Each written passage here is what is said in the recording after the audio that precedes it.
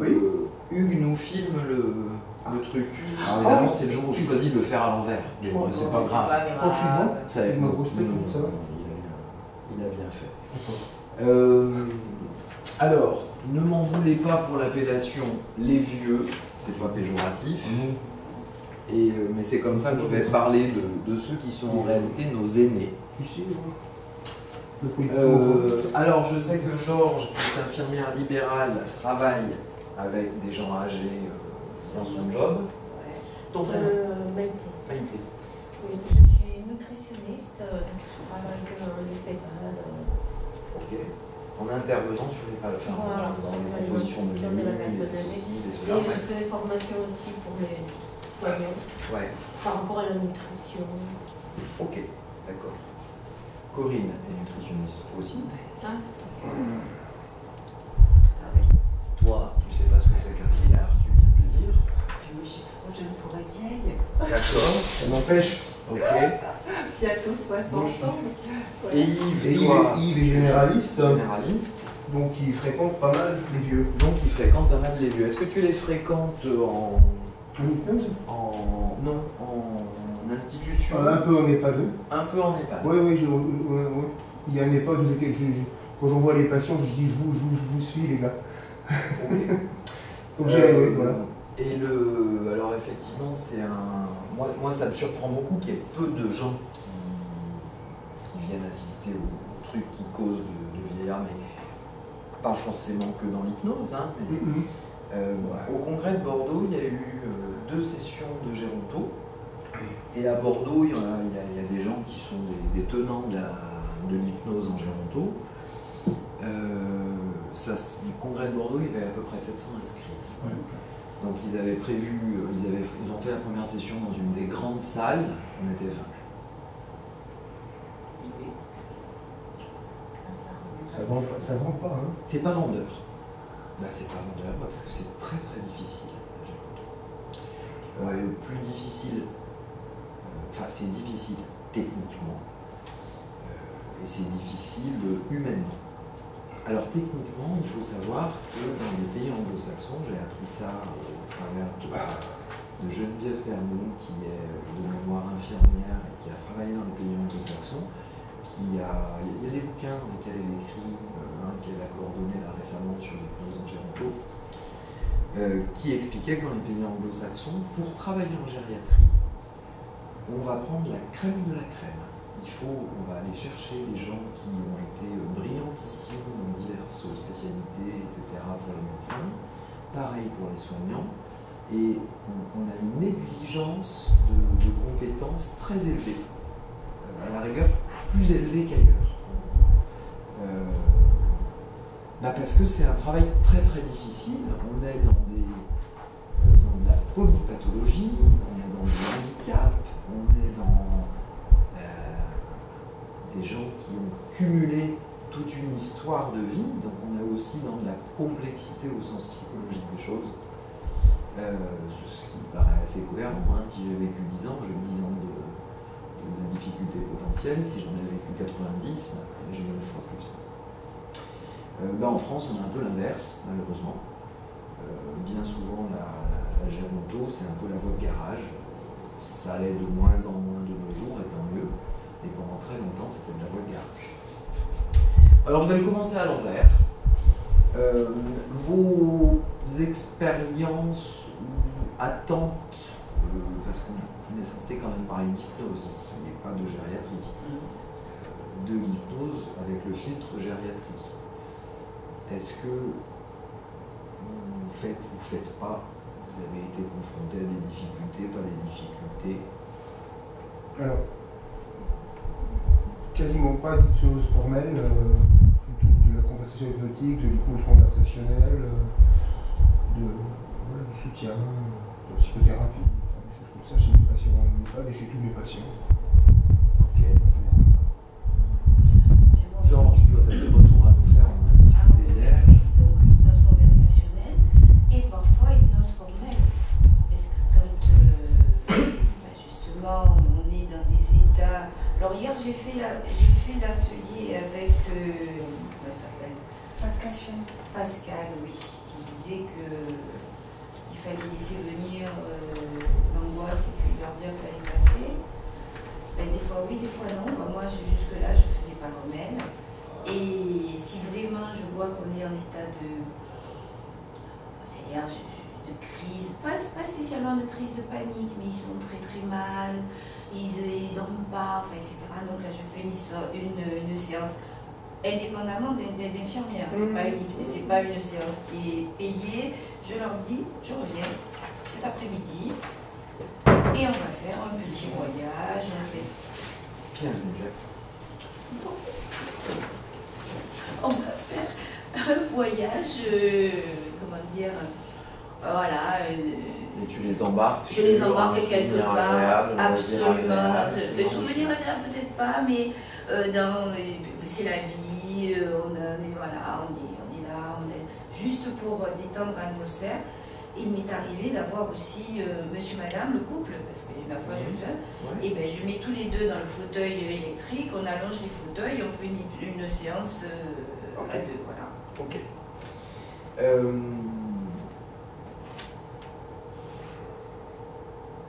Avec des résultats qui sont quand même intéressants, voilà, quand même. Est-ce que tu perçois une différence par rapport à de l'hypnose chez les jeunes? Oui. Laquelle? On arrive... déjà, ils ne ferment pas spécialement les yeux. Oui. La transe semble un peu moins... comment dire, profonde. On n'arrive pas à les maintenir trop, mais c'est efficace quand même. Toujours. Mais c'est vraiment caractéristique. C'est plus superficiel. C'est une des caractéristiques. Alors, c'est pas nécessairement superficiel, en revanche, c'est plutôt haché. Voilà. Et effectivement, une des particularités, et je pense qu'il doit y avoir la même chez les enfants, et Jacques, tu me le confirmeras éventuellement, c'est le côté de sortie de transe, et puis on y retourne. Tout à fait. Moi qui travaille pas du tout avec des enfants, mais il me semble que chez les enfants, on est là-dedans. Et donc, là, tu nous parles de gens qui, au niveau cognitif, fonctionnent plutôt bien. Oui et non. Ou un peu moins bien. Un peu moins bien. Mais on n'est pas dans de la grande dépendance ou de la démence très installée. Non. Si vraiment...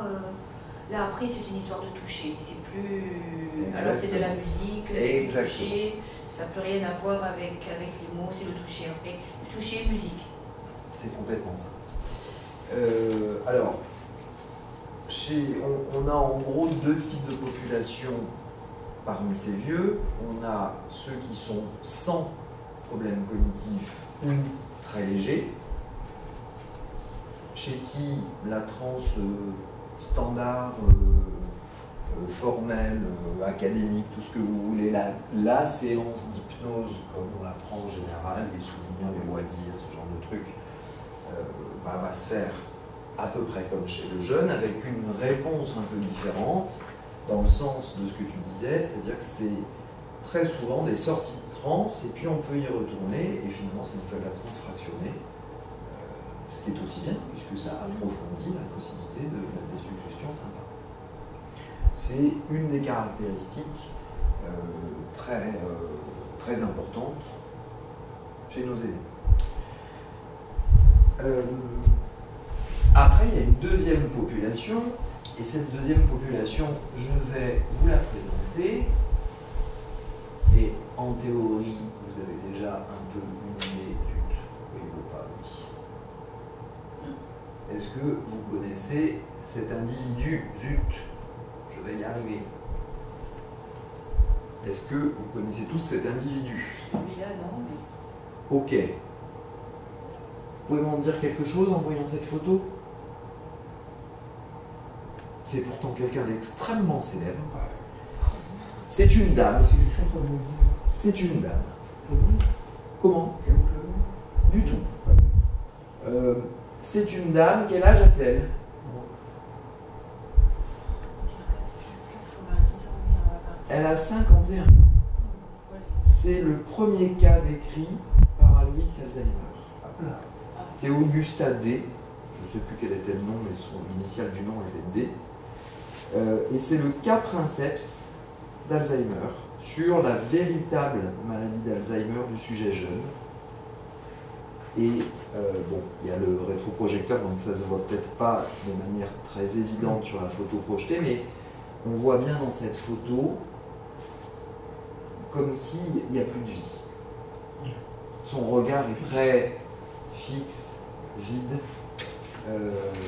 et c'est l'horrible maladie d'Alzheimer familiale, enfin avec une participation génétique qu'on peut trouver chez les gens jeunes.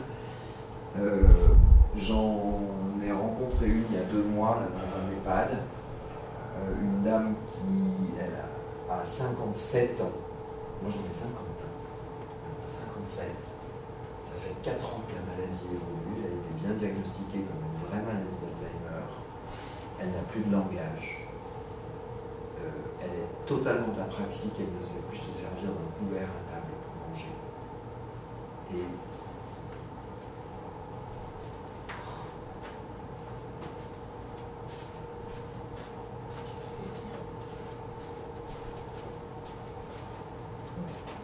c'est horrible. C'est une maladie abominable. Les démences, c'est l'appellation médicale. Démence, ça ne veut pas dire folie, mais ça s'en rapprocherait. C'est le... Alors, ce truc-là, évidemment. Les démences, ce sont toutes les pathologies dites neurodégénératives. Donc, si je les résume, c'est le cerveau qui se ratatine comme une noix qui sèche. Ok. Dans cette espèce de gros fourre-tout diagnostique, on va mettre les maladies d'Alzheimer réelles, comme Augusta, toutes les maladies dites démence de type Alzheimer, qui correspond à ce qu'on appelait antérieurement la démence sénile, qui en fait est exactement la même physiopathologie si on découpe le cerveau, que la maladie d'Alzheimer elle-même, sauf qu'elle survient beaucoup plus tard. Dans le vieillissement, au décours du vieillissement. Et c'est l'essentiel de la population des institutions qui fait mal. Et puis il y en a tout un tas d'autres.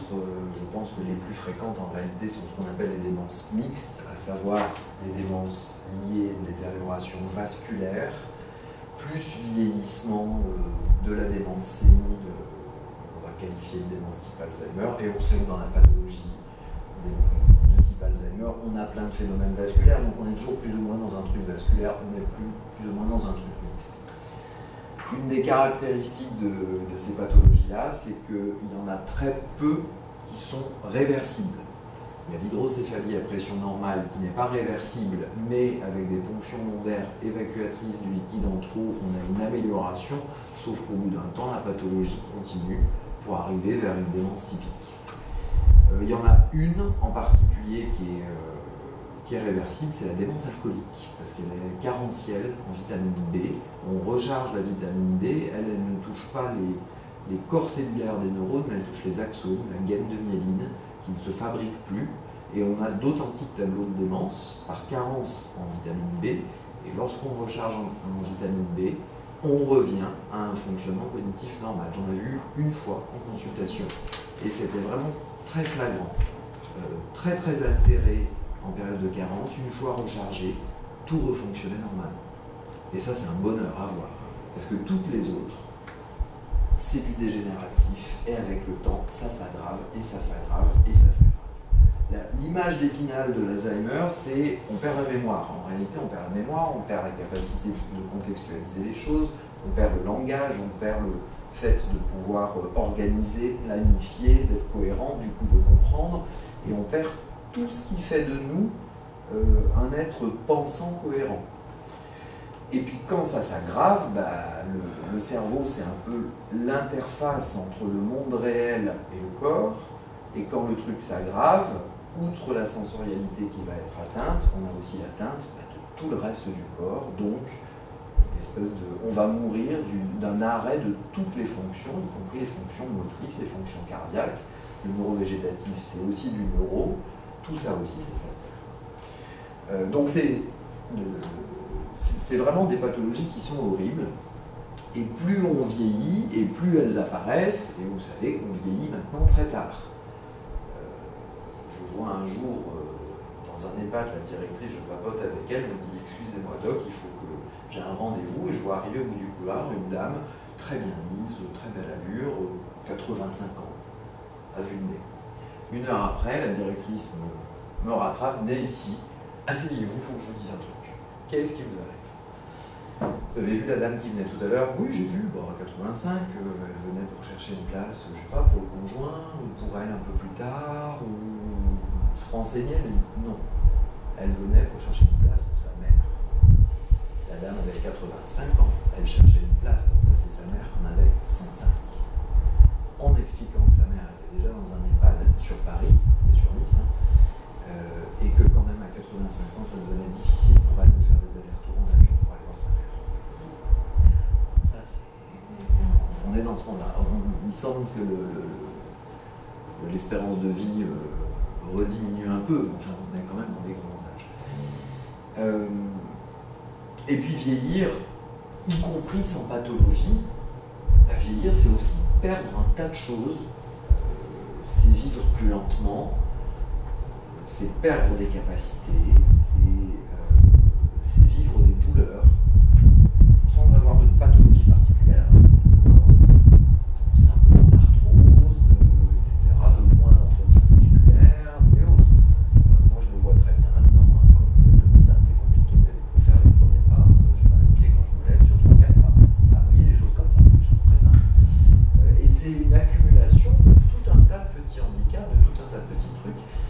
Quand en plus se greffe là-dessus tout un tas de pathologies, parce qu'on voit les patients qui rentrent dans les établissements, ils ont des listes de traitements qui sont longues comme le bras, parce qu'il y a l'hypertension, parce qu'il y a le diabète, parce qu'il y a telle maladie de machin, parce qu'il y a tel autre truc, parce que etc., etc., etc.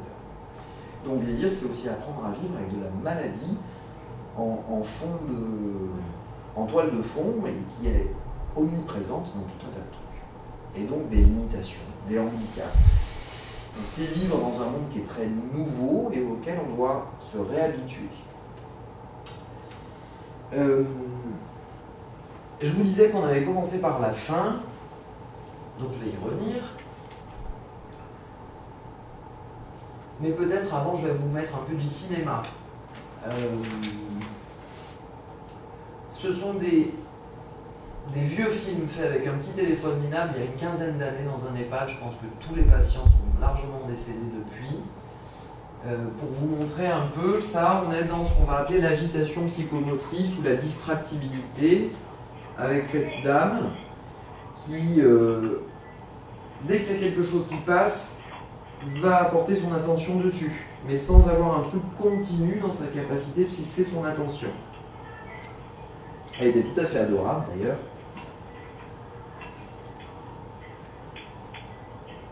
Désolé pour le film, hein, le caméraman devait être bourré. À ma décharge, c'était les petits Nokia minuscules. Bon. Donc, on va pouvoir avoir ça dans la distractibilité. C'est la même dame, je pense, oui.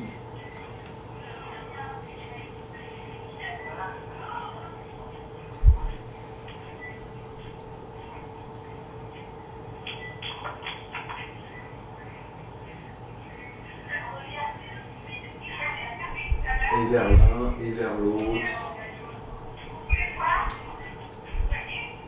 Et on peut observer qu'elle ne tient pas en place sur son fauteuil. Parfois on va qualifier ça d'un terme qui est l'acathysie. C'est un terme symptomatique, c'est cette espèce d'incapacité à tenir en place.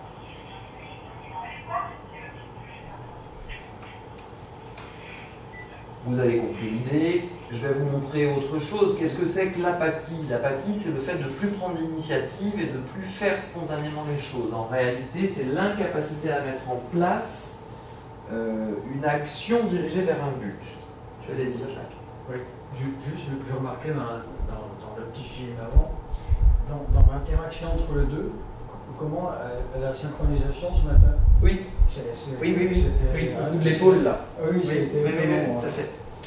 Alors l'apathie, bah, c'est ça. L'apathie, c'est cette dame-là une démence assez, on va dire, modérément sévère, c'est-à-dire le mini-mental test entre 10 et 20. Elle a passé des années assise, comme ça. Et où, avec un bouquin, toujours le même. Je l'ai vu pendant plus de 10 ans, cette là. À la même place, assise, dans la même position, avec ou sans le même bouquin dans les mains. Et on n'en tirait pas grand-chose en termes de discours ou de conversation.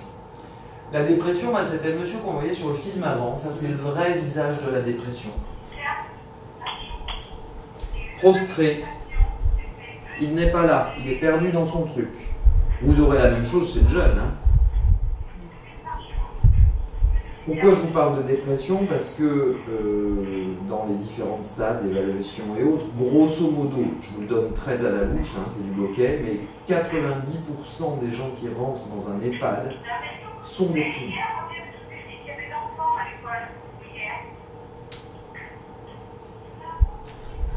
On a vraiment cette vision là-dessus, enfin je pense, vous me direz ce que vous percevez, mais il est perdu dans son monde et son monde n'a pas l'air sympa.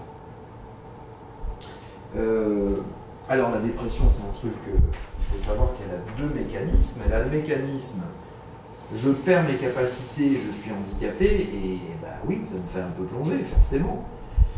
Et il y a un autre mécanisme qui est celui du cerveau et de l'atteinte cérébrale l'atteinte organique.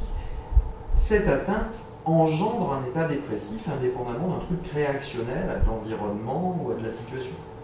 Donc on a un cumul des deux. Ce qui en plus fait ces pathologies dépressives dans les EHPAD, des dépressions dites résistantes sur lesquelles il faut faire des associations de traitement, etc. pour avoir du mieux. Et encore, ce mieux est assez partiel. Ce qu'on va qualifier de stéréotypie, mouvement automatique involontaire. Ce monsieur-là, il a une démence extrêmement sévère et il passe sa journée dans ce type de mouvement. Dans son fauteuil coquille, vous savez, qui maintient. Et toute la journée, il bouge les jambes, Alors, est-ce que c'est de l'inconfort? Est-ce que c'est du réflexe? Est-ce que personne ne peut le dire? Et lorsqu'on est dans des pathologies avancées, bien souvent, on est amené à faire une sorte d'enquête policière à la Cluedo pour comprendre ce qui se passe, parce que ces patients sont assez peu communicatifs en termes de symptômes. Quand je dis assez peu, ça ne veut pas dire qu'ils ne le sont pas. Si on leur pose des questions fermées, ils vont pouvoir répondre des choses parfois très simples. Et alors le sommeil, comment vous dormez? Oh ça va, vous dormez toute la nuit ou bien vous vous réveillez?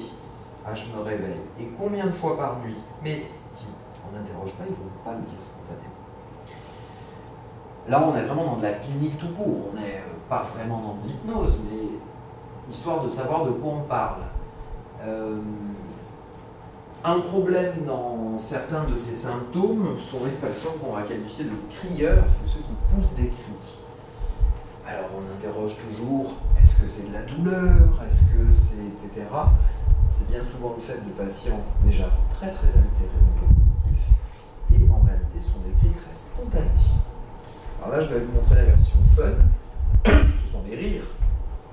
C'est une dame qui rigole. Et on ne peut rien en tirer d'autre.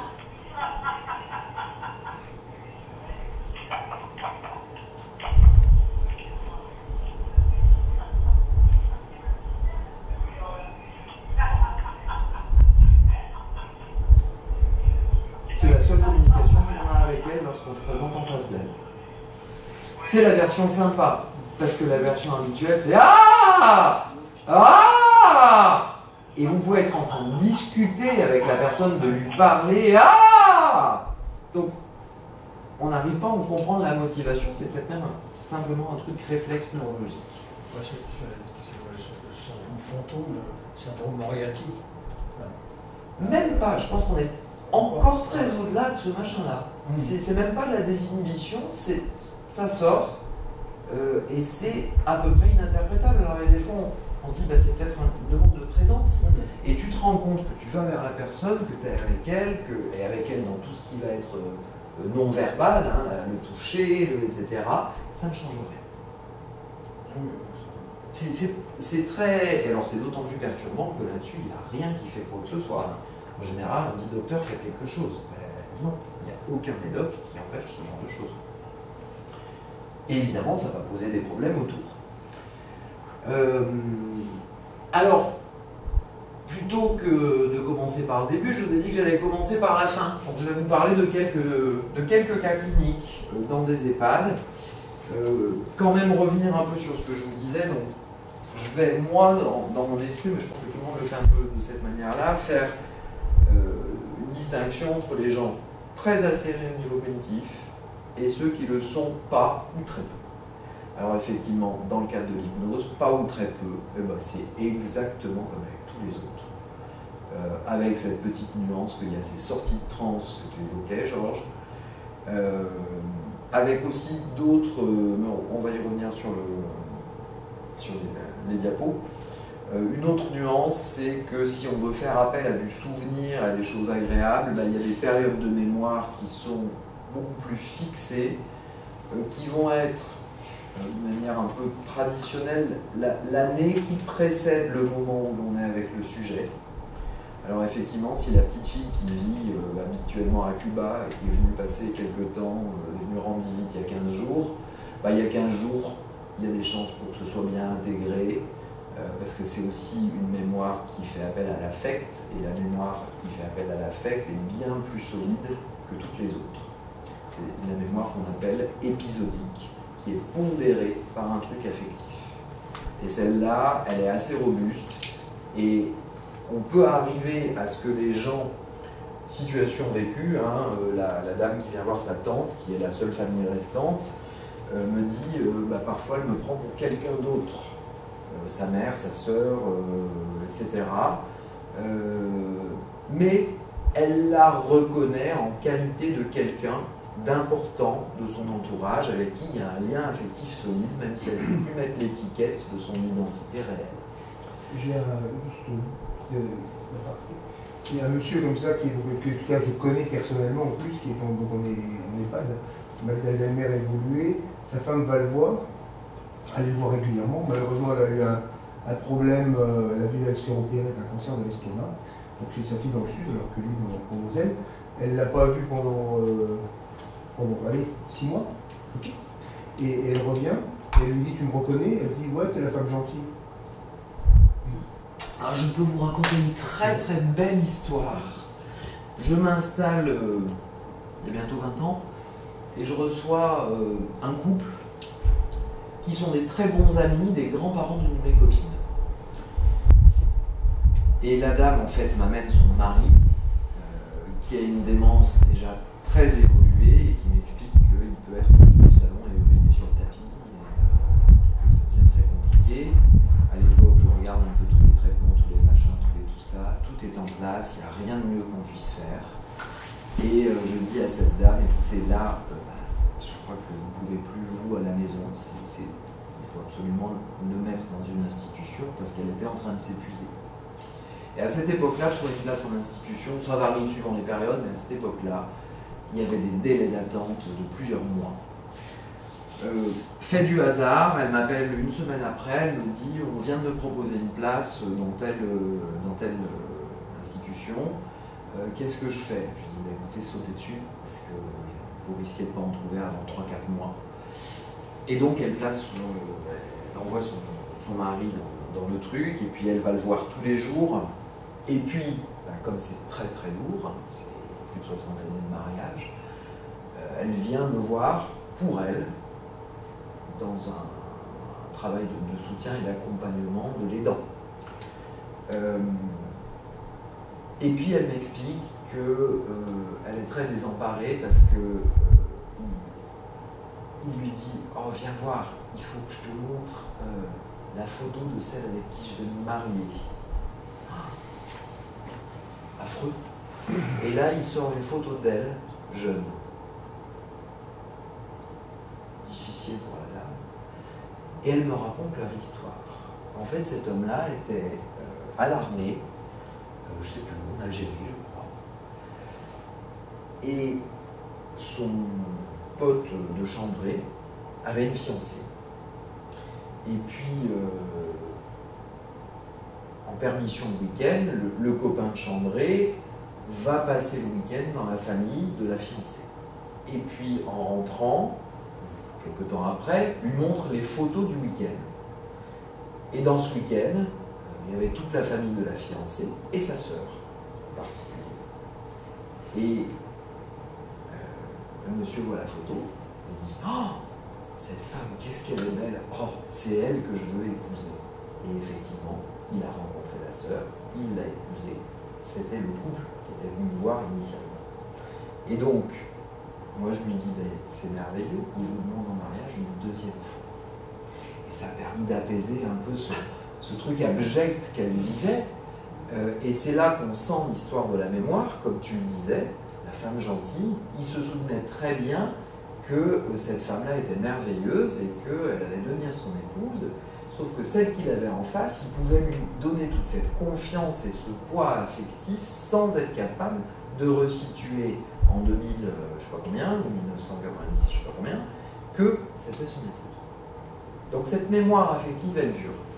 Donc sur l'année qui précède, et autre période importante de mémoire, quand la mémoire est très altérée, c'est bien souvent autour des 20-30 ans, sur des éléments affectifs importants. Ça va être la rencontre, ça va être le mariage, ça va être la naissance des enfants, ça va être des choses bien souvent à connotation familiale. C'est une des particularités de la mémoire, si on fait de la transe habituelle, comme on la ferait chez les gens jeunes. Il y a ces deux petits trucs chez les gens âgés. La deuxième catégorie, c'est les atteintes cognitives sévères. Et là, tout ce qui va être technique de transe habituelle et formelle, on peut s'asseoir dessus. On est 1000 fois plus sur de la stratégie effectivement de conversationnel, de communication thérapeutique, de tactile, et c'est ça qui va fonctionner. Alors un autre truc aussi, c'est qu'assez souvent avec les gens âgés, je me dis, bon, ok, je vais faire quelqu'un qui, au niveau cognitif, est pas mal, bon, très bien, je vais attaquer ça sur une forme de mouvement répétitif ou en faisant je ne sais quoi, etc. Et alors là, pour le coup, c'est vraiment l'endroit où on fait du patchwork encore plus que chez les gens jeunes, parce qu'on passe d'un truc à l'autre, on zappe, on change, on alterne en permanence, et on est vraiment, en tant qu'hypnothérapeute, on est vraiment dans une adaptation à l'instant au sujet. Plus, je pense, encore que partout ailleurs. On sait que si on accompagne quelqu'un sur un lieu sûr ou je ne sais quoi, on va regarder, on va observer, on va voir un truc qui tique, on va corriger le tir, mais en restant dans le lieu sûr. Chez le sujet âgé, on va parfois passer du lieu sûr à tout à fait autre chose, qui ne sera pas forcément de la transe, et on va être sur du tapping et enchaîner et s'adapter en fonction. Alors je vais vous parler on va commencer par Claudette. Claudette est une patiente dont je ne m'occupe pas, mais comme je vais aller voir un peu partout où ils sont dans l'EHPAD, c'est un coup dans le restaurant, un coup dans un couloir, un coup dans un ascenseur, un coup dans une chambre, un coup dans le hall d'entrée, un coup dans la salle de détente, qui a une très belle chemise à fleurs, et en la voyant, je lui souris, et elle m'alpague ou me prend, et je lui parle des fleurs qu'elle a sur la chemise, je lui fais quelques compliments sur son chemisier, et on commence à papoter un peu de fleurs, et elle est tout sourire, et tout va bien. Et à chaque fois, elle m'alpague. C'est l'hypnose, en fait. C'est aller sur ce qui intéresse l'individu au moment où il est, et faire quelque chose avec, et mettre du lien, et mettre de la communication, et mettre de la relation. Et je pense que, dans ma vision des choses en tout cas, encore une fois c'est du bokeh, mais ce qui est important si on veut faire de l'hypnose avec des gens qui vont être âgés, voire très détériorés au niveau cognitif, c'est juste mettre de la relation. Roger est un patient qui est inapprochable par les soignants pour tous les soins, évidemment, toilettes, etc., parce que très agressif. Roger est une montagne, vous voyez, à la rigueur, c'est un petit rachitique à côté de Roger. Roger ne marche pas, il est en fauteuil roulant, et donc on me demande d'intervenir pour lui, parce que bien sûr, j'interviens énormément au niveau médicamenteux, pour mettre des traitements adaptés dans ces EHPAD. ce qui vient aider largement les généralistes, parce qu'ils sont très peu formés aux psychotropes, etc. Et donc je vais voir Roger que je rencontre à table, dans la salle à manger. J'ai droit à 30 secondes avant qu'il m'envoie bouler. Très bien, je mets un peu le sel, le poivre parce qu'il faut au niveau pharmaco. Un mois plus tard, puisque je passe toutes les 4 semaines dans chaque établissement où j'interviens,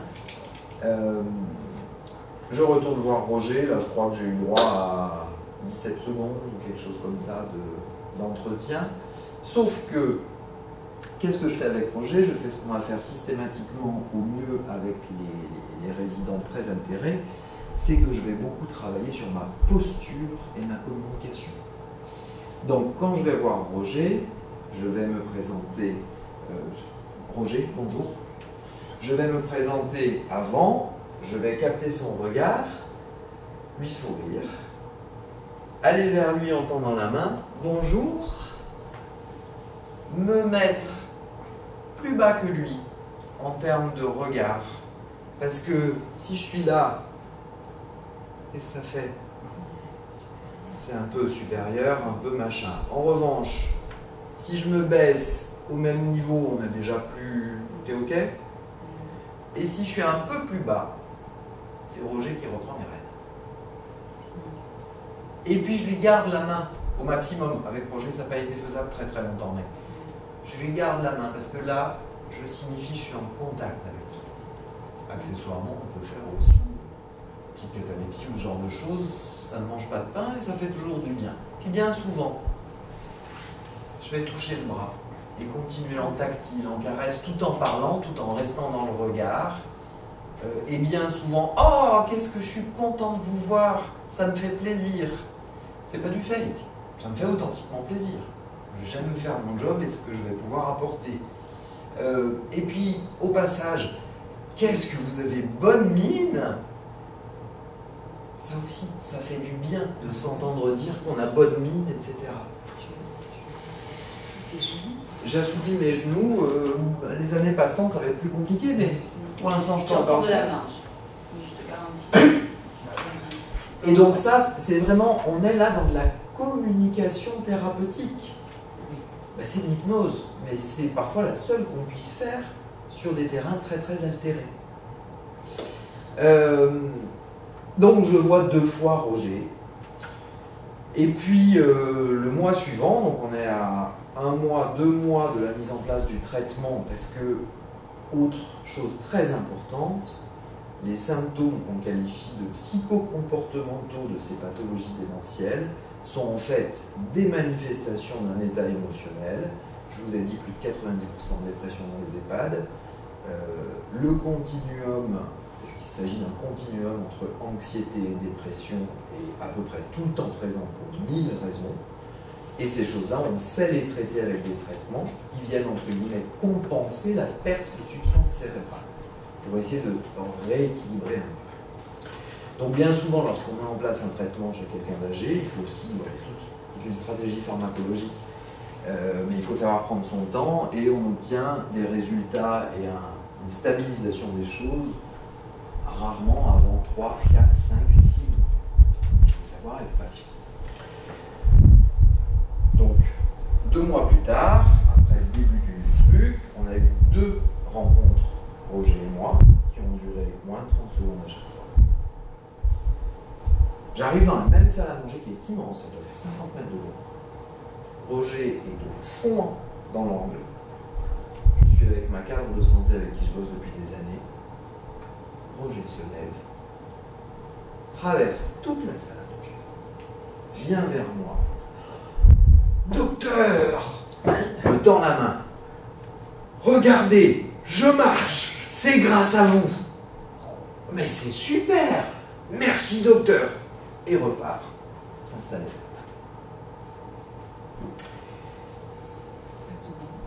C'est grâce à vous, chaque fois que je venais dans l'établissement par la suite des projets.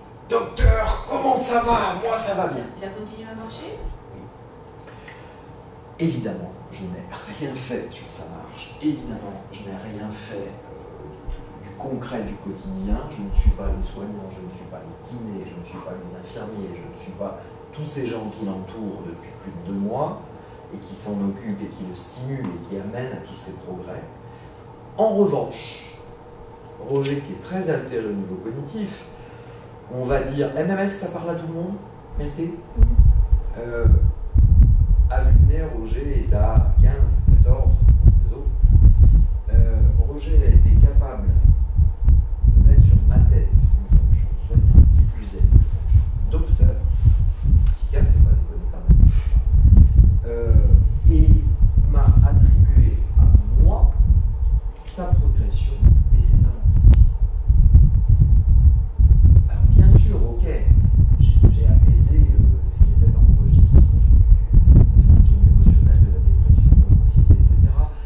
Une phrase clé, l'agressivité est un vrai problème dans ces établissements. La phrase clé, c'est que le chien qui est à moi n'aboie pas parce qu'il est méchant, mais parce qu'il a peur. Et l'agressivité, c'est toujours dans les EHPAD une histoire d'angoisse et d'anxiété. Donc quand on a apaisé tout ça, bien sûr, c'est mieux, ça améliore le relationnel, ça améliore le soin possible derrière. Mais mon Roger, qui est très altéré, qu'est-ce qui fait, probablement, on ne pourrait jamais l'affirmer, mais qu'est-ce qui fait qu'il m'identifie comme le sauveur? Ben, c'est simplement mon approche sur un mode de communication hypnotique thérapeutique. D'accord?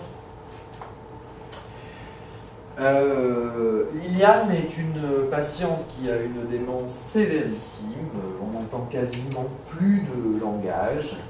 Et puis un jour, elle est assise sur un petit canapé devant une fenêtre et derrière, il y a de beaux arbres, un paysage où il y a une vallée, quelques arbres, quelques trucs. Il fait assez beau et je m'installe à côté d'elle. Et oh, qu'est-ce qu'ils sont beaux ces arbres, regardez comme c'est... Comme vous pouvez fixer un peu le regard sur ce verre qui est différent, et vous savez, il y a la pelouse avec aucun verre qui se ressemble. Je commence à papoter de ça, et oh, c'est comme un beau jardin, et vous aviez un jardin, Liliane? Et oui, et elle commence à me parler. Je n'avais plus entendu parler depuis des mois. Et on parle du jardin, où son mari avait cultivé des légumes et elle cuisinait derrière, etc., etc. On a passé comme ça peut-être un quart d'heure à papoter tous les deux. Et c'était un moment juste prodigieux pour moi et pour elle. Et on a échangé là-dessus, elle avait la banane. C'est ça, monsieur les dieux. C'est pas forcément résoudre un problème, dans le sens guérir un truc, soigner un truc. C'est mettre de la relation et partager de la relation, c'est ce qui insuffle de la vie. Alors vous me direz, mais qu'est-ce qui se passe pour le reste de la journée? On est bien d'accord, j'ai passé un quart d'heure avec du bien-être dont on a pu profiter ensemble. Évidemment, mon discours là était un discours très hypnotique, hein, les sensations, les bienfaits, le truc, le saupoudrage, de tout ce qu'on veut. Dans la journée, il restera 23h 3/4 à occuper, etc. C'est pas grave, il y a déjà un petit quart d'heure. Milton disait fissurer le barrage pour pouvoir le faire exploser. Je ne sais pas s'il explosera un jour, je suis convaincu dans ce registre que non, du fait du terrain, mais on aura au moins une fissure simple. La dame sans selle, dans une unité fermée où les gens déambulent beaucoup, d'où un petit peu plus de personnel et moins d'espace pour être plus contenant, elle est à table. La problématique, c'est qu'il faut la voir, elle est très agressive, elle est à table, il y a une chaise vide à côté. Je vais simplement m'asseoir à côté d'elle. On lui sert un plat et il n'y a pas de sel. Oh, c'est vrai, il n'y a pas de sel? Ah bah non, il n'y a pas. Mais c'est un scandale ça, mais oui, c'est pas possible. Enfin, on pourrait pas avoir du sel quand même, c'est pas salé, c'est pas bon. Et la dame qui réenchérit, et puis on nous apporte du sel, et puis elle peut saler. Je dis, bon, alors c'est mieux quand même là maintenant. Ah bah oui, quand même, heureusement, parce que quand même, elle était en train de râler, de pester comme tout le temps. Et puis, ok, je vais là où elle est, je la rejoins, j'en rajoute des caisses pour mieux pouvoir l'attraper. Et du coup, et comment c'est votre prénom? Ah, et vous avez quel âge? D'accord, et qu'est-ce que vous faites dans la vie? C'est quoi votre métier? Et j'ai pu choper comme ça quelques informations, mettre en place une relation avec moi qu'elle ne pouvait pas avoir avec d'autres, parce qu'elle était toujours dans le côté je râle, je suis en colère contre tout. Puis je me lève, et il y a quelqu'un d'autre assis à côté d'elle. Je me lève et m'en vais, puis elle se penche vers la personne qui est à côté et dit, il est sympa lui. c'est lié à ces stratégies de communication.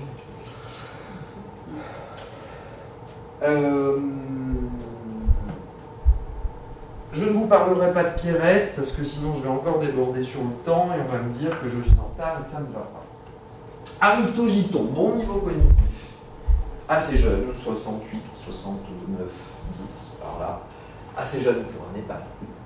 Patient dépressif, récurrent, anxieux toute sa vie, soigné parce qu'il est arrivé dans les années 60 avec le début de ses pathologies, donc sous psychotrope et n'ayant foi qu'en les médicaments pour le guérir de ses états anxieux dépressifs, donc des traitements longs comme le bras, sauf qu'en vieillissant, il avait des vieux traitements qui ont tous manifesté tous les effets secondaires, confusion, hospitalisation, rétention d'urine, je sais pas quoi. Bref, placé en EHPAD, je fais le ménage dans tout ça pour mettre des trucs où on va avoir une meilleure maîtrise des effets secondaires. Et le problème d'Aristogiton, c'est qu'il est quand même très très angoissé, cet homme. Et chaque fois que je viens dans cet établissement, à savoir tous les 15 jours, il me saute sur le paletot tout de suite. Et docteur, je suis très angoissé, j'ai beaucoup d'angoisse, il faut mettre du Serestar ou du Tranxène ou je sais pas quoi à la demande de benzo. Alors en général, le regard médical, c'est oulala, c'est de l'addiction, c'est machin. Ben non, s'il en a besoin, s'il les demande, c'est qu'il est angoissé. C'est pas de l'addiction, c'est qu'il a une bonne raison de le demander. Alors, évidemment, pharmacologiquement, c'est peut-être pas la bonne chose à faire, mais ça signifie qu'il y a une angoisse. Donc je bidouille, je travaille sur le traitement pendant des semaines et des semaines, et il y a toujours cette même demande. Et ça va pas, il faut me donner ça, je suis angoissé. Et puis un jour, je le prends dans un bureau et je lui dis, on va faire un truc un peu, je vais vous proposer de cette angoisse là, vous la ressentez où? Comment ça fait l'angoisse quand elle est bien là, c'est ici, ces trucs. Ok, commence ta séance pour faire de la réification sur l'angoisse, ferme tes yeux, laisse modifier. Et puis sortie de transe, et puis je retourne. Et donc on travaille en réification là-dessus, sur réification qu'on ferait avec d'autres. Hein. Et puis vous allez on va quand même mettre le Tranxène, oui, on va mettre le Tranxène, et vous pouvez refermer les yeux, et ainsi de suite.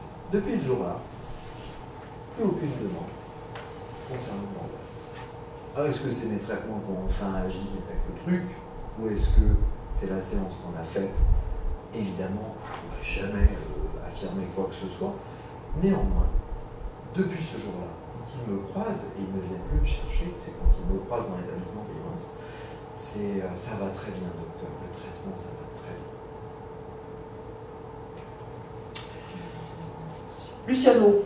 Luciano fait un drôle d'épisode. Cognitif, allez, on est dans du 21-22 au MRS.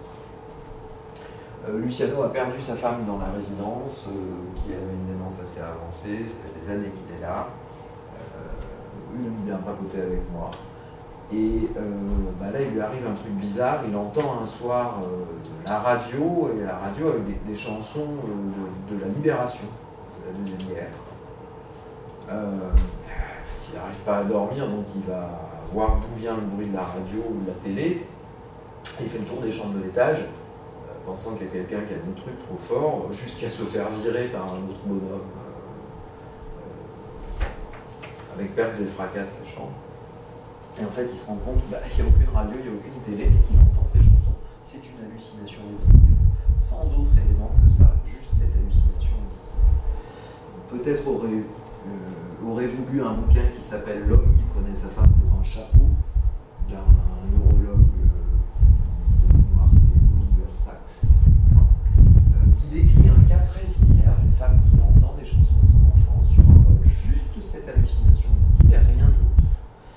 Et en fait, il s'agit chez elle d'un micro AVC très localisé, je ne sais plus, dans le thalamus ou dans je ne sais quelle région cérébrale, qui lui produit cette hallucination.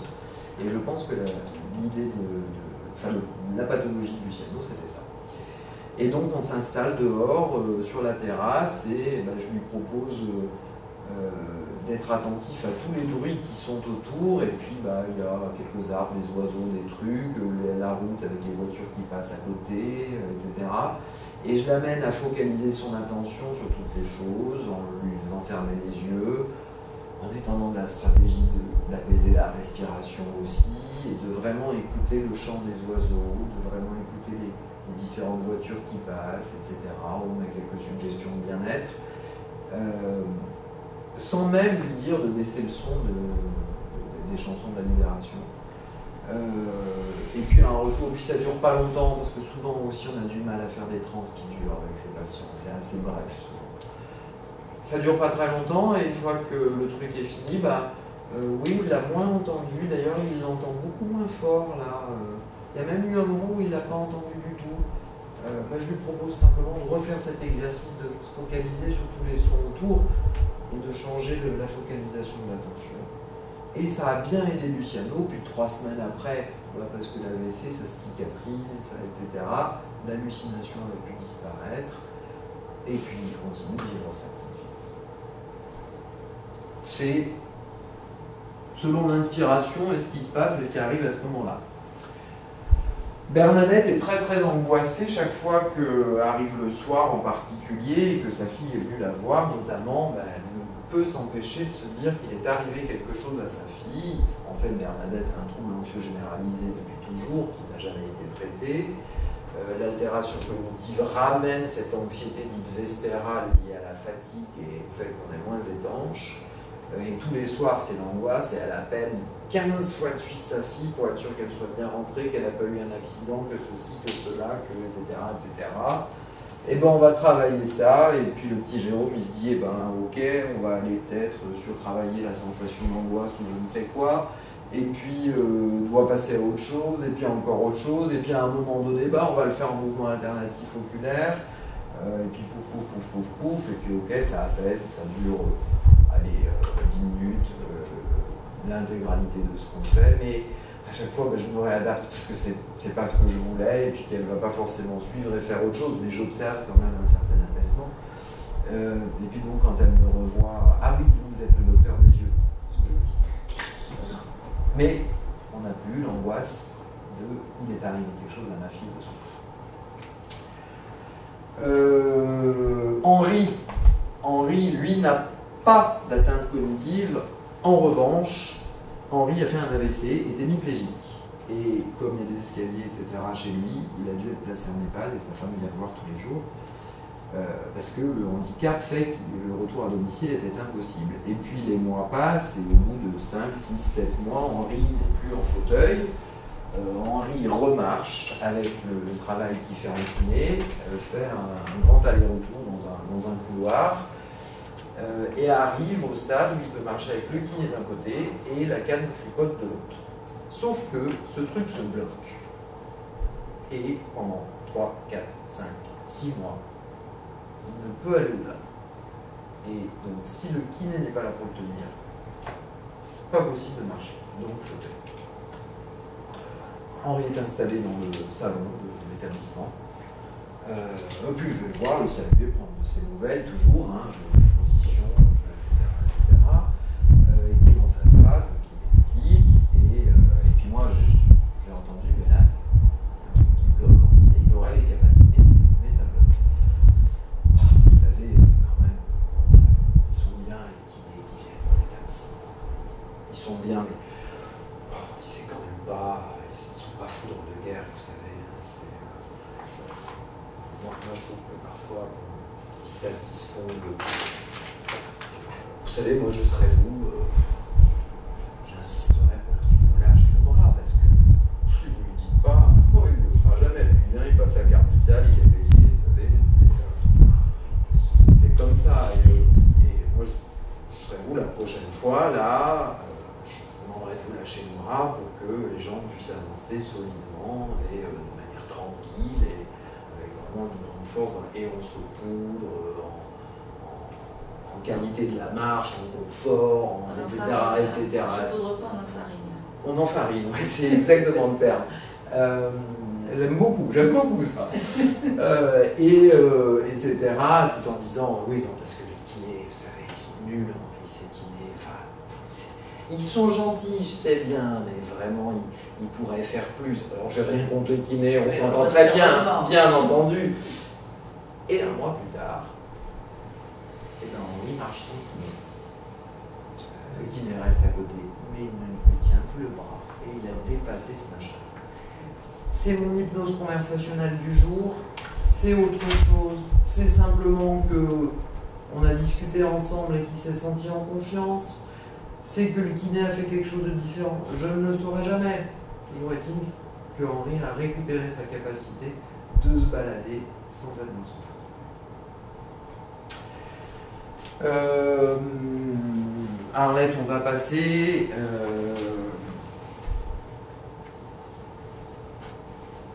Non, on va pas passer Arlette. Arlette, elle rentre dans la résidence, elle vit seule, elle est déjà très très altérée au niveau cognitif et elle a un petit chien. Et le petit chien doit avoir 1 an, même pas, c'est un petit chihuahua, vous voyez, un petit machin.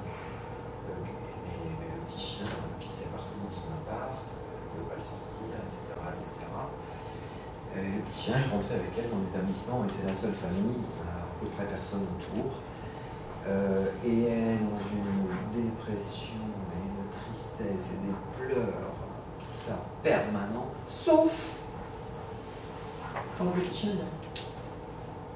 Alors évidemment, elle ne peut plus s'en occuper, c'est à la secrétaire de l'accueil et de le sortir. Mais dès que le petit chien apparaît, c'est le bonheur. Ok, ben notre job de soignant à nous, c'est quoi? C'est de lui amener le petit chien. C'est pas autre chose. Et on n'a pas besoin de faire l'hypnose pour ça, on a juste besoin d'être humain. C'est ça, c'est sa référence, c'est sa source de bonheur, c'est sa source relationnelle. Qu'est-ce qui est thérapeutique chez Arlette? C'est son chien. Alors les autres de mémoire écoulée, je vous en ai parlé, 20-30 ans, la dernière année, la transdiscontinue, on en a causé, et comme c'est discontinu, c'est fractionné, donc ça amène de l'eau à notre moulin, et nous sommes très contents. Une chose importante, c'est qu'effectivement, il n'y a jamais de demande d'hypnose, certainement pas dans ces populations-là. On peut l'avoir peut-être, toi, qui... J'imagine que c'est pas spontanément, mais c'est lorsque tu as déjà fait une fois qu'on va peut-être te redemander de refaire le truc de la dernière fois. Oui, d'une part, et puis mes patients ont suivi tout mon parcours d'hypnose. Donc ils savent que c'est fermé, voilà. Que donc ils te demandent par curiosité. Ils ont voulu être cobayes. Oui, c'est ça, je veux essayer. Montre-moi ce que voilà, c'est. Tout à fait. Okay. Mais la demande spontanée, en fait, elle est quasiment jamais là. Quoi. Et ensuite, ces populations-là, pour nous actuellement, sont des populations pour qui l'amélioration psychologique passe soit par j'ai validé mon sac de plainte, soit par je veux un médicament qui me guérisse. On a rarement autre chose chez les sujets âgés. Ceux que je reçois au cabinet en consultation, qui du coup sont dans cette population à laquelle tu as affaire, ils sont bien cognitifs, à peine altérés, jamais il y en a un qui va me demander de faire un travail de thérapie. Ça, c'est le truc des gens jeunes. En dessous de 60 ans, on demande de la thérapie. Au-dessus, on demande soit de pouvoir se plaindre, soit un médicament. Donc la demande d'hypnose, il n'y en a jamais. D'où l'importance de faire du conversationnel en veux-tu, en voilà.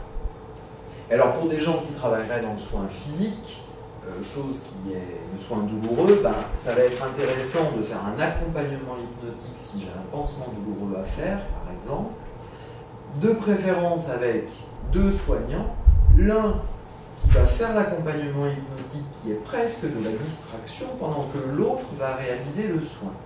Et là-dedans, il y a un truc assez sympa que j'ai qualifié d'ancrage contextuel.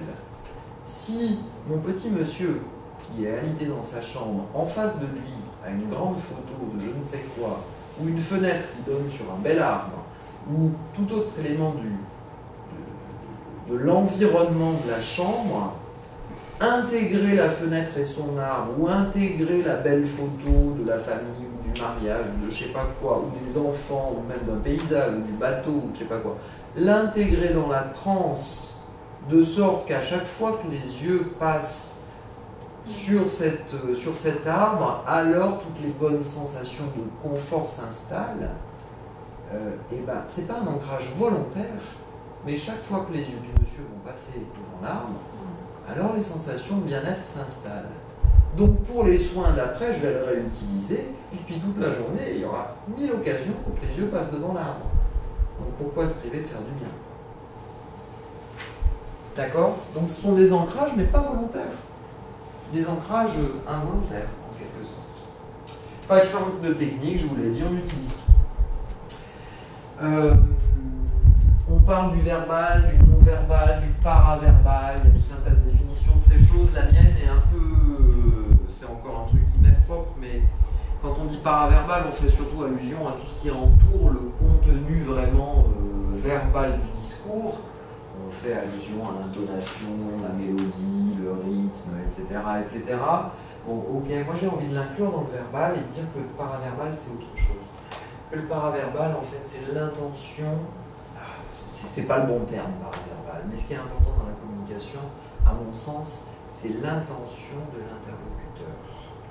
Et je crois que c'est ça qui va permettre de faire la relation et cet échange relationnel qu'on a en place avec le sujet. Et en géronto, c'est vraiment, à mon sens, le truc le plus important.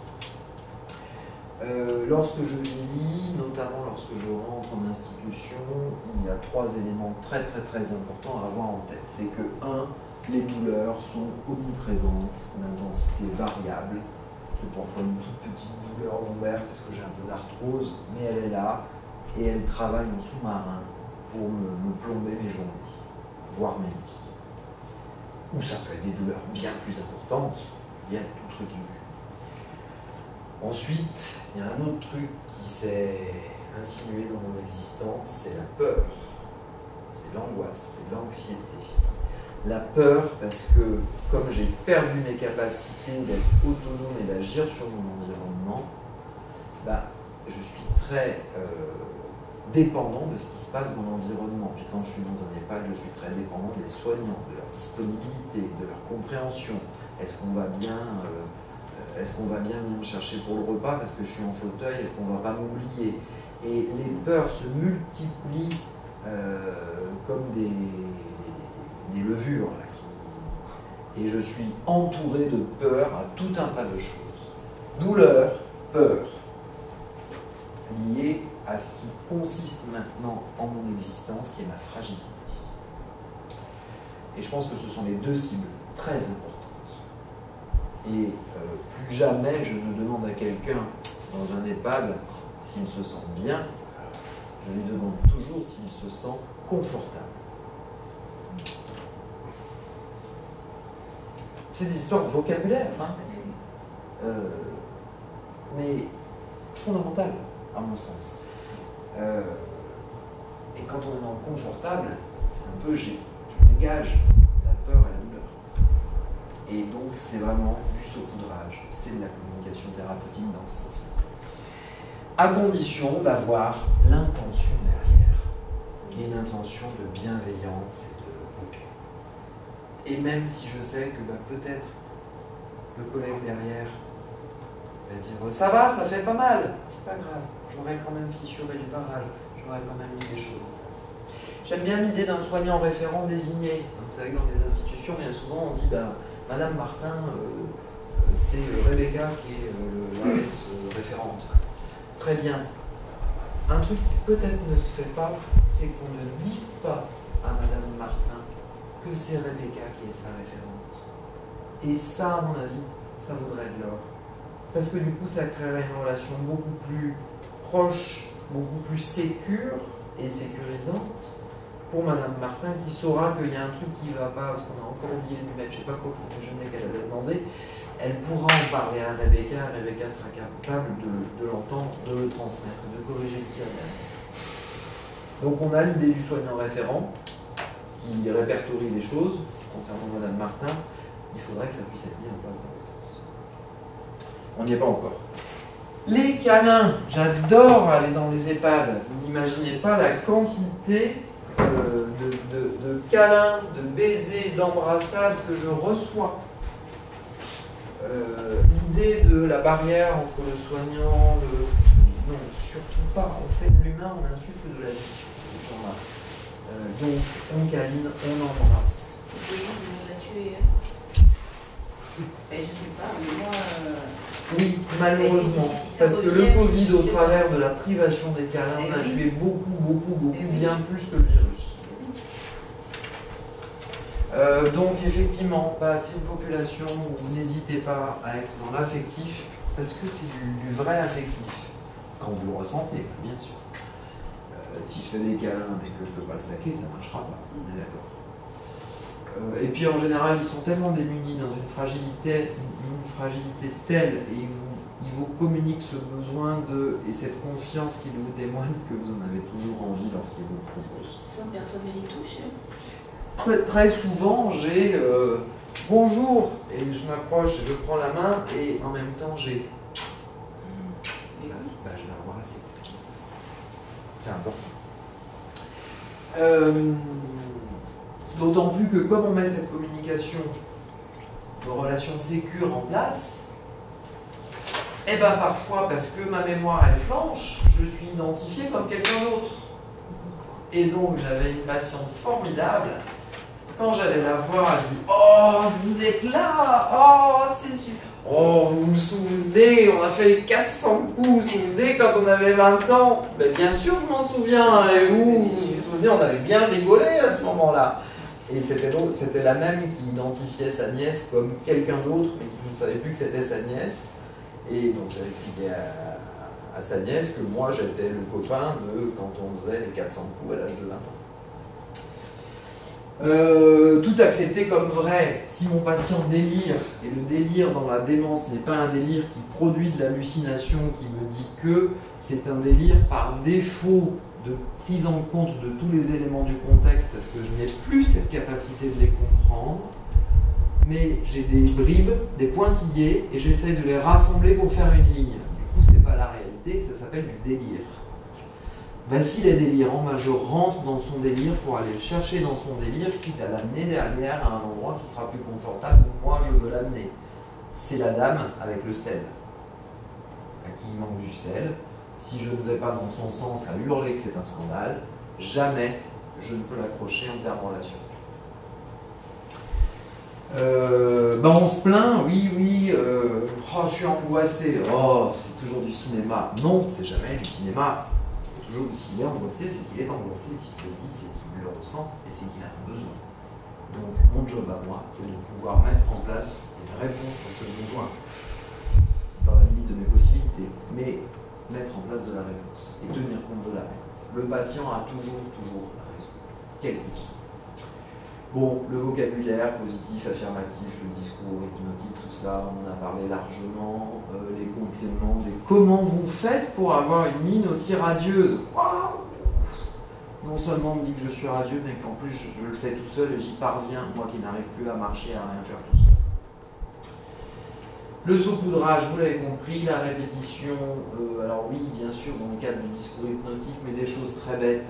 Si ma mémoire déconne et que je dois aller à 14h à mon rendez-vous chez le dentiste ou à l'hôpital, parce que j'ai une consultation avec un guide de l'hôpital, et qu'on ne l'a pas répété le matin, en disant c'est aujourd'hui qu'à 14h, et qu'on ne l'a pas répété à midi, après le repas à 14h, les ambulanciers viennent pour vous amener là. Et même une demi-heure avant, dans une demi-heure, on vient vous chercher pour vous amener voir tel toubib à l'hôpital ou quoi. Et que les ambulanciers se pointent et qui disent « Ah, bonjour ma petite dame, on vous emmène à l'hôpital !» Imaginez ce que ça peut produire. Imaginez l'angoisse démesurée dans laquelle ça va déjà. Donc quand je dis répéter, oui, il faut aussi répéter les rendez-vous, les sorties, répéter les informations, répéter l'orientation, répéter qui nous sommes, nous-mêmes soignants. C'est vraiment, quand je vais le matin rentrer dans la chambre de Corinne, « Bonjour Corinne, comment ça va? Vous vous souvenez de moi, le docteur Boquet? Vous vous souvenez ?» Même si elle m'a vu 300 fois. Parce que peut-être elle aura oublié. Bon, la place de l'hypnose conversationnelle, vous l'avez comprise. Le non-verbal avant tout, bien sûr, et avant toute chose, il faut rentrer en contact. Et c'est là que notre non-verbal est formidable et qu'il faut sourire. Alors, il y a un truc, c'est que le travail avec les Rivières est un travail qui est, je pense, d'ailleurs je disais, les anglo-saxons demandent une hyper-qualification, parce que je pense que c'est aussi un travail hyper épuisant. Ça fait une vingtaine d'années que je travaille dans les EHPAD dans lesquels il y a des têtes pensantes. Il y a un directeur, il y a un médecin coordinateur, il y a un infirmier coordinateur, il y a un psychologue qui sont bien souvent les têtes pensantes. On oublie beaucoup les animateurs qui ont un rôle fondamental. Parce que qu'est-ce qui compte pour quelqu'un qui est dans une institution? C'est les repas, pas parce qu'on y mange, mais parce qu'on est dans la convivialité, le partage et l'échange et en présence d'autres dans la relation. Les visites des familles, parce que c'est leur monde, et c'est leur rôle et leur mission. Et puis, des trucs qui pourraient faire un peu du bien, et ça, c'est les animations. Les têtes pensantes dans les EHPAD ont une durée moyenne de vie dans l'établissement qui est à vue de nez entre 3 et 4 ans. Bien sûr, j'ai des typos qui sont là depuis 10 ans parfois. Bien sûr, il y en a qui restent 3 mois et qui s'en vont.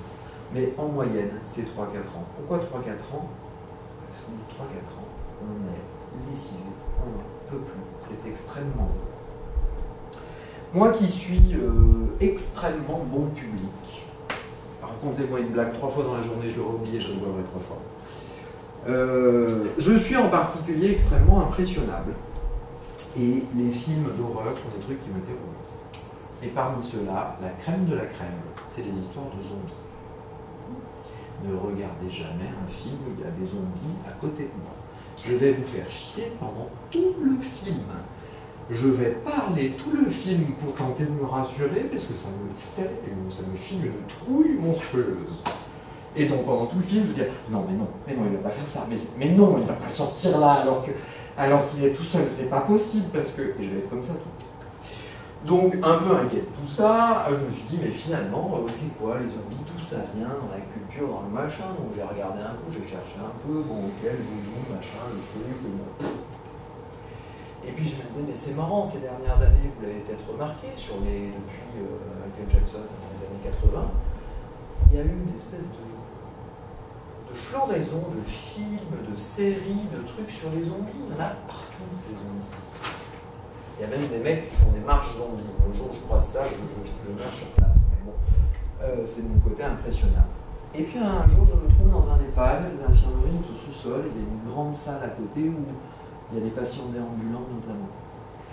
Et puis comme il faut que j'ai vu la personne peut-être 3 fois à peu près pour intégrer le visage et le relier au nom et à l'histoire que j'en connais. Quand je les ai vus une fois, 2 fois, c'est qui? Donnez-moi un indice, là je l'ai vu où, quoi, donc les soignants qui bossent avec moi, ils savent, hein, c'est rue de France, la dame qui vivait rue de France. Ok, rue de France, j'y suis, enfin. Et puis, là je bug sur quelqu'un, et on me sort le trombinoscope avec les photos des résidents.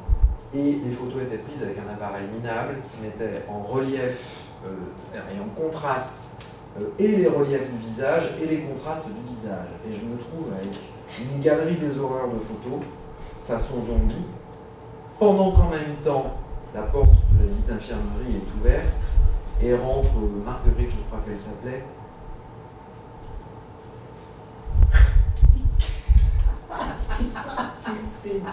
Tu y étais, quoi. Marguerite qui te tient une langue rose comme une langue de bœuf en permanence. Et ils sont l'appareil dentaire. Hein, bien sûr. Et en même temps, un petit papy dont je ne me suis pas occupé, qui était parkinsonien très évolué, façon porte des lits. C'était le clip, quoi, de Michael Jackson. Et j'étais en plein dedans. Et là, j'ai tilté. Pourquoi il y a autant de zombies dans la représentation? Parce qu'en fait, on les a dans la vraie vie. Et ces zombies sont dans nos EHPAD. Pourquoi ce sont des morts vivants? Parce que quelqu'un qui est dans un EHPAD, laissez-le 48 heures chez lui, il est mort. Autrement dit, l'EHPAD est une vie qu'on va insuffler chez quelqu'un qui, en termes de capacité de vie, n'a plus rien. Et donc on lui insuffle la vie. Ça ne veut pas dire qu'il n'a pas de la relation, ça ne veut pas dire qu'il est déjà mort pour les gens autour ou quoi que ce soit, bien entendu non, c'est pas le sens de mon propos. Mais qu'est-ce qui nous met en vie? C'est cette histoire de relation avec les autres. Qu'est-ce qui fait que nous sommes tous complètement cons et épuisés par notre job? C'est que lorsqu'on est avec nos patients, ils viennent nous pomper de l'énergie, mais en même temps, ils nous en injectent. Et c'est ce qui fait qu'on a du mal à lâcher, à lever le pied, qu'on est tous dans des burn-out à la cinquantaine, etc., etc. C'est ce truc-là. Pourquoi? parce que cette relation, elle vous file de l'énergie. Mais dans les EHPAD, ils n'ont plus d'énergie, ou tellement peu, qu'en fait, on leur en donne énormément lorsqu'on s'en occupe. Ça vous vide. D'où la durée de vie moyenne des 3-4 ans des soignants, parce qu'ils n'en peuvent plus. Et c'est effectivement un job extrêmement épuisant. Je ne dis pas que dans d'autres services, ça ne va pas l'être. Mais c'est probablement encore plus marqué dans cette population-là, qui sont nos zombies réels. Beaucoup moins flippants que ceux des films, hein, quand même. Ça, je dois dire. Mais c'est une idée qu'on doit avoir en tête. Je me suis rendu compte il y a 2 ou 3 ans, parce que j'ai besoin de liste des patients avec le nom des médecins généralistes, parce que maintenant, quand on passe une carte vitale dans le lecteur, il faut préciser le nom du généraliste. Et je suis tombé un peu comme un chien en arrêt, sur 3-4 feuilles à 4, avec les noms des gens. Chaque fois qu'on m'en demande à nouveau, je note sur ma liste pour le moment où je vais passer les cartes vitales en fin de journée, dans le lecteur pour avoir le nom du généraliste. Et sur les 3-4 pages, recto verso, il y avait grosso modo plus qu'une page de noms de gens qui étaient vivants. Tous les autres étaient morts. Je me suis rendu compte il y a 2-3 ans, ça fait 20 ans que je fais de la fin de vie et de l'accompagnement sans jamais l'avoir intégré auparavant. Évidemment que ça m'épuise. Évidemment que je ne sais plus comment je m'appelle à la fin de la journée. L'audition. Je ne parle pas de tout, hein, parce que bon, les temps d'attente, oui, il faut savoir que quelqu'un. Un exemple, tiens. Son prénom, j'ai oublié. Cet homme-là, il est en fauteuil, il est devenu très dépendant pour se déplacer, etc. Il adore les animations, il a des super relations avec l'animateur, tout ça. Sauf qu'il a une trouille monstre qu'on oublie de le remonter dans sa chambre après l'animation. Et ben du coup, il descend plus aux animations. Les temps d'attente, c'est pas. Vous demandez un truc, vous sonnez parce que vous avez besoin d'aller aux toilettes.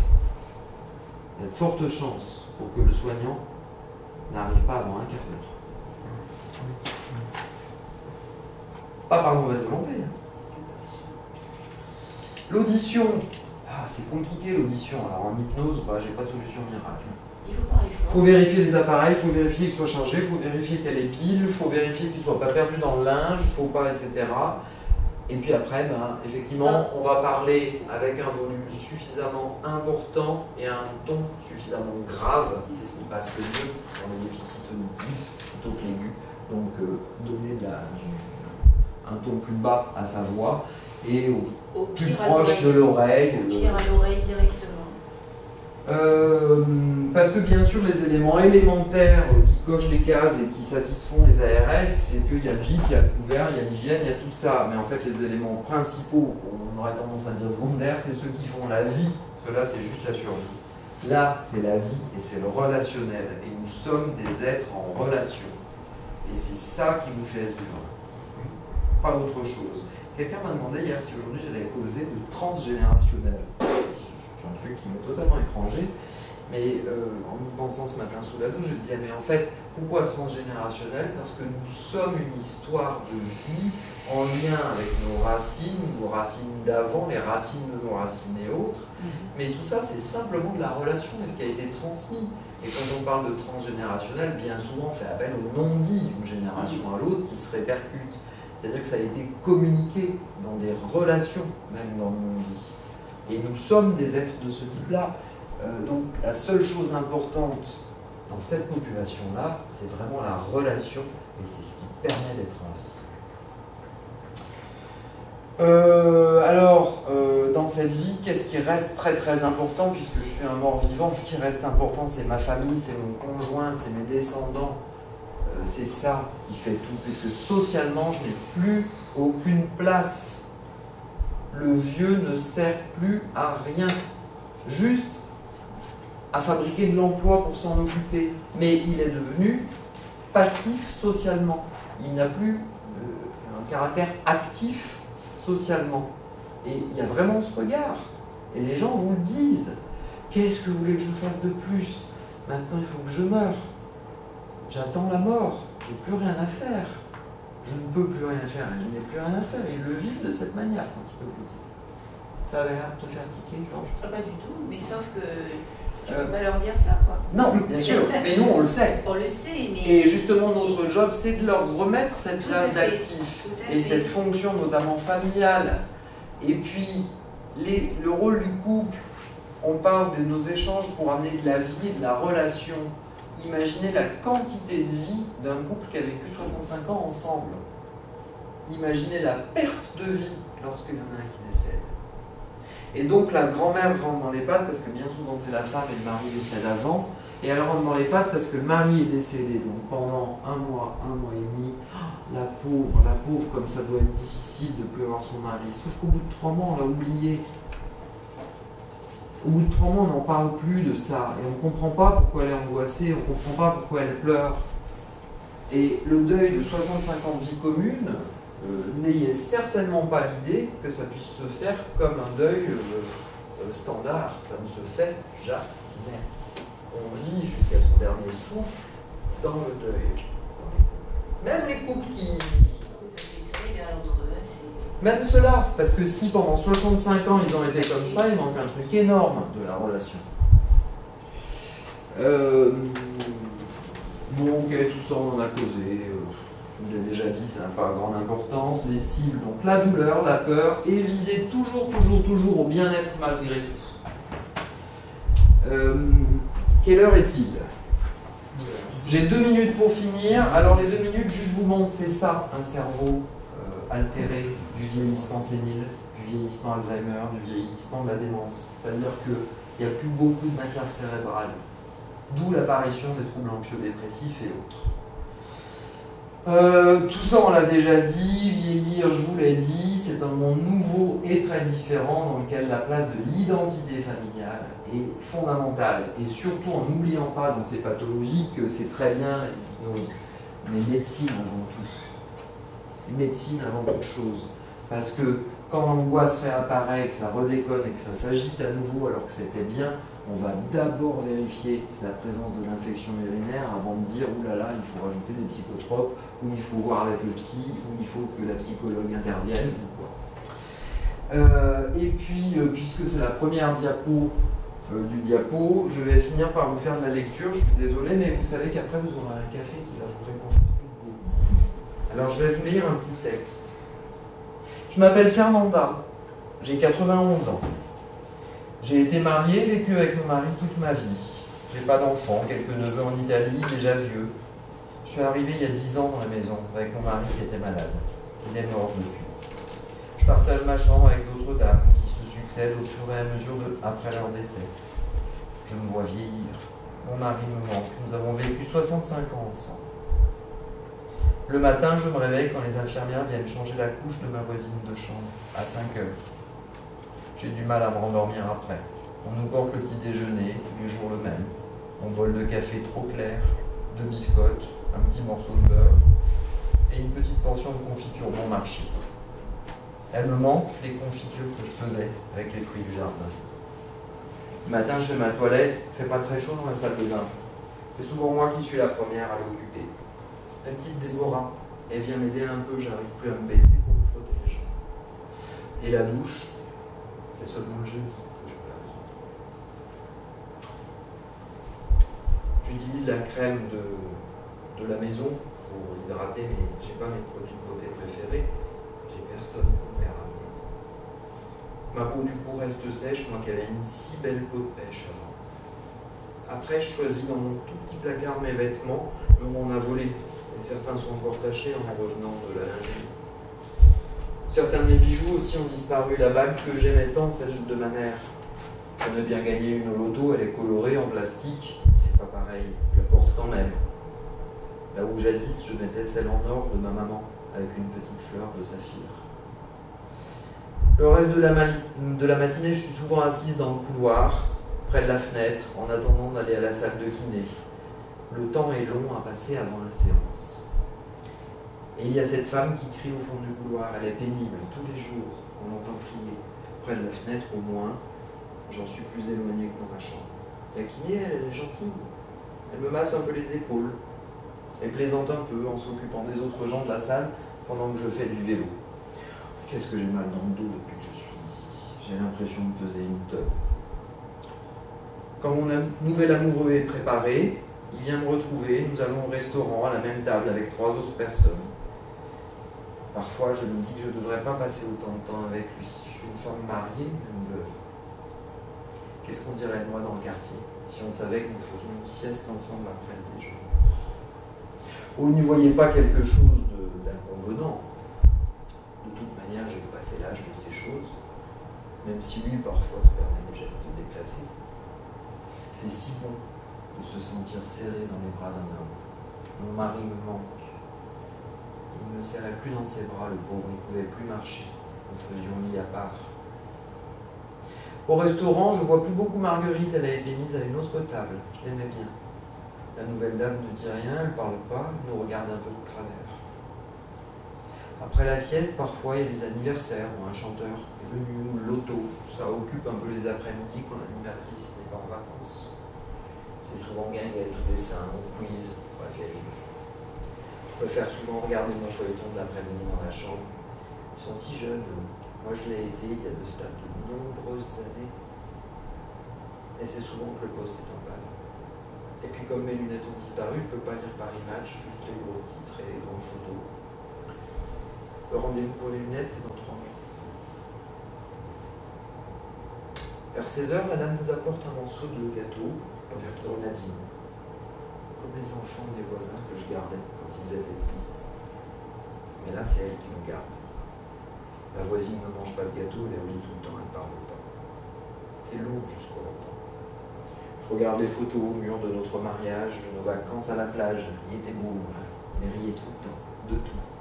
Nous étions tous les deux jeunes, nous allions au bal faire des pique-niques avec Tonio et Antonina. Ils sont morts tous les deux il y a plus de 10 ans, l'un après l'autre. Elle d'abord, lui 2 ans plus tard. Je ne sais pas comment il faisait mon mari pour tout prendre à la légère. Peut-être que s'il était encore là, ce serait plus difficile maintenant. Heureusement que j'ai pas très faim le soir parce que la soupe tous les jours est mauvaise. Le reste c'est pas terrible. Puis le soir après le repas, je mets ma chemise de nuit quand la petite est disponible pour m'aider. Je l'attends parfois plus d'1 heure, mal assise dans le fauteuil de la chambre. Vous savez, celui auquel il manque un accoudoir depuis 2 mois. C'est difficile d'attendre longtemps. J'ai mal dans le cou. Et puis elle m'aide à me coucher. Je m'endors que quand monsieur vient pour me donner la pilule. Il me tarde de m'endormir complètement, de rejoindre ma maman, mon mari, et de me retrouver contre lui, avec eux. Fernanda n'a pas écrit ce texte, c'est moi qui l'ai écrit. Fernanda est une patiente dans un EHPAD, qui est toujours là. Et le texte, je l'ai fait à partir de petites bribes de plein de petits moments, de plein de petits trucs. La vie d'un résident en EHPAD, c'est ça.